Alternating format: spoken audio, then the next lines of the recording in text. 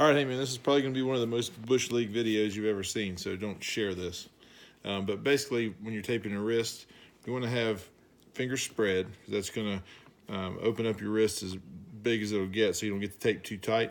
And if you can, kind of get it down into a, almost kind of flex your wrist down and stick your fingers out. So it's kind of got this kind of position when you start to tape. So, how do you start pre-wrap? So I'll do it like that. So I'm just wrapping the pre-wrap, and I'm getting it up onto my hand some and down to my wrist. This could be pretty ugly, but we're gonna try it. So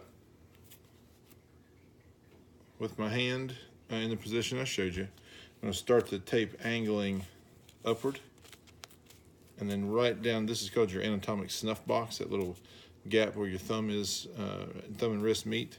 Come across that.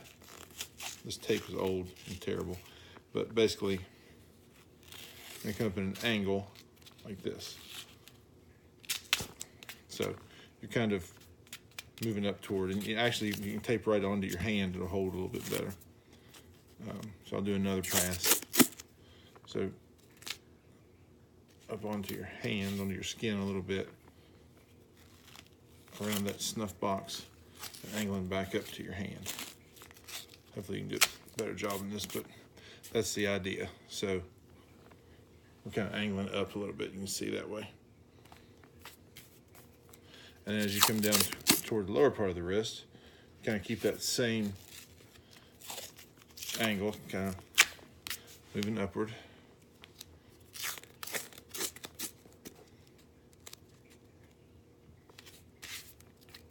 You can go up higher on the wrist than I've pre-wrapped.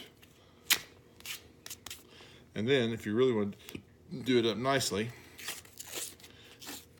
some elastic tape, that stretchy tape would be good, but you can also just use regular tape around like we did, and then across here, across your thumb, and back around, and tie it all together. I just ran out of tape, but you can do a couple of passes that way with your hand extended good, kind of like a boxer setup.